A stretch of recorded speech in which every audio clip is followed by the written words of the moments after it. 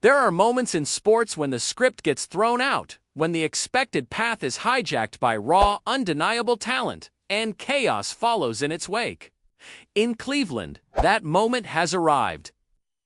A rookie quarterback, once considered a long shot, is now turning the Browns' world upside down. But this isn't just about talent. It's about power, division, and a locker room on the edge of implosion. Multiple sources have confirmed the Cleveland Browns are in the middle of a growing internal crisis, and at the heart of it all is rookie quarterback Shedeur Sanders. What? Started as a typical quarterback competition during training, camp has escalated into a full-blown identity crisis for the franchise. Sanders, a fifth-round pick, wasn't expected to make waves this early, but in just a few weeks, he's become the most talked-about name in the building, and not everyone's happy about it. Veterans are reportedly divided. Some are shocked by how quickly a rookie has risen through the ranks. Others are simply questioning the order of things, wondering whether Sanders is being handed something he hasn't earned, or if he's just that good. Data from inside the team suggests it's the latter. Sanders has been outperforming seasoned players in nearly every key metric: accuracy, decision-making, pocket awareness, leadership. This isn't just a promising rookie campaign. This feels like the beginning of a takeover. And that brings us to Dillon Gabriel. Gabriel, a third-round pick, expected a traditional path, backup reps, a year or two of development, and eventually a shot at starting. But that plan is now in flames, and the fallout is getting ugly. Sources from within the QB room describe Gabriel's demeanor as increasingly distant, tense, and reactive. He avoids interacting with Sanders during meetings. He keeps his distance during drills. His frustration is growing, and it's starting to show. A recent practice may have been the tipping point. Sanders, running with the third-string offense, completed 17 straight passes, including 3 touchdowns against the Browns' starting defense. The sideline reaction: shock. One defensive leader slammed his helmet. Moments later, the offensive coordinator made a surprise call. Sanders was promoted to run with the first team. Gabriel, he stormed off the field, stripped off his gear, and disappeared into the locker room. From that point on, everything shifted. Veterans were left exchanging uneasy glances. Coaches began whispering about the atmosphere. This wasn't just about performance anymore. It'd become a cultural clash. Internally, coaches are reportedly alarmed by Gabriel's unraveling.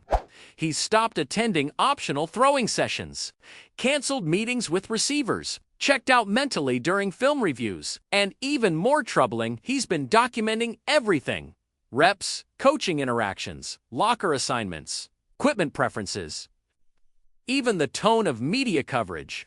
Sources say he's sending it all to his agent. In an attempt to build a case for unfair treatment, privately, staff have started to worry about his mental well-being and the divide in the locker room. It's real. Older players are sticking to tradition, the belief that rookies should climb the ladder slowly, but younger guys are siding with merit. To them, Sanders deserves the spotlight. No matter his draft number, Gabriel has reportedly pulled several offensive linemen into his corner, forming a quiet but protective unit around him. Meanwhile, Sanders has gravitated toward skill players and receivers who admire his precision and poise, even special teams. Coaches are reportedly raising concerns about the growing division across units. Social isolation has increased. Team bonding events are seeing fewer attendees. And while defensive players remain publicly neutral, behind closed doors, they acknowledge the truth. Sanders is different. His film study is elite. His preparation unmatched. He reads blitzes like a 10-year veteran. No matter how complex the coverage, he stays calm, focused. Surgical. One coach reportedly said, Sanders processes defensive shifts faster than quarterbacks with 5 years of NFL experience. Gabriel, by comparison, is developing at a normal pace for a rookie, but besides Sanders, that contrast feels damning. And beneath all the football talk, the schemes, the reps, the metrics, lies something far more human. Dillon Gabriel is facing an existential crisis. Everything he's worked for, everything he's believed in, is now under threat. He thought he had time, a plan, a future in Cleveland. Now that future is slipping away. His resentment isn't just frustration, it's fear. It's the realization that the quarterback room may no longer be his domain, that he might be the wrong guy at the wrong time, overshadowed by a generational talent who wasn't supposed to matter this much. This fast dot, and yet, through it all, Sanders has shown nothing but composure, no gloating, no arrogance, just relentless work. Extra film, extra reps, offering advice, staying humble, extending a hand, even when the other won't shake it. One assistant put it simply, any other rookie would have crumbled under this pressure. But Sanders, he just gets stronger. Still, don't expect a resolution anytime soon. Every perfect throw from Sanders deepens the rift. Every mistake from Gabriel tightens the screws. And this story, it's only gaining steam, because what's happening in Cleveland isn't just a quarterback competition, it's a battle for the soul of a franchise. And right now, that battle is being won, not with words, but with every spiral launched by the calmest rookie in the room. After a recent team meeting, where the head coach emphasized a performance over pedigree approach, tensions inside the Browns' locker room reached a boiling point.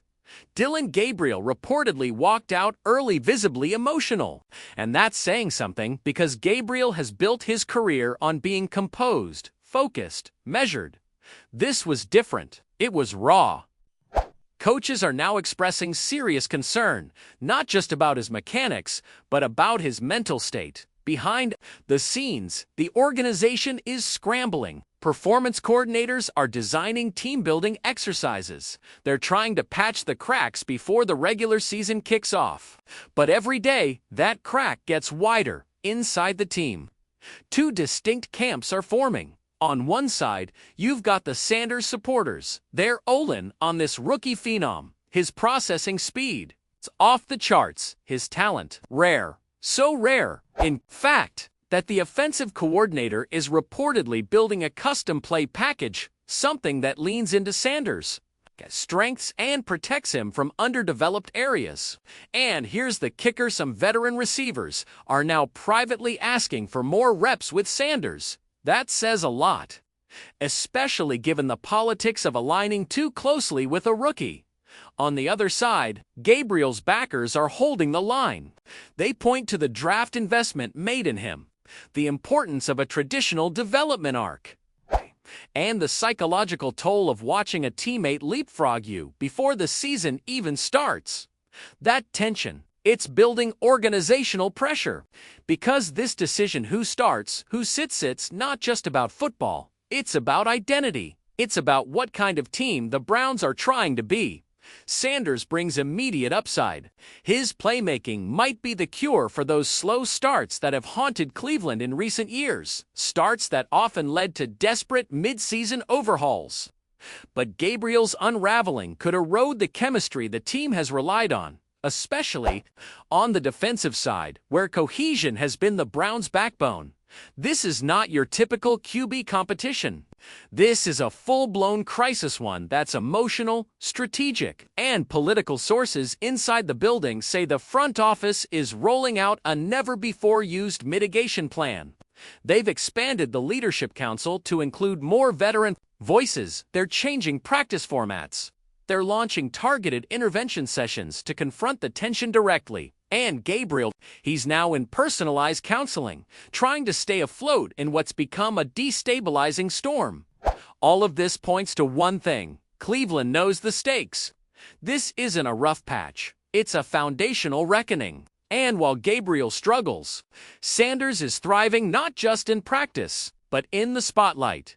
He's deflecting media questions, staying locked in, keeping the conversation team first. One staffer put it plainly: he's silencing the noise with execution. No drama, just results, and the front office. They're listening, but so is ownership.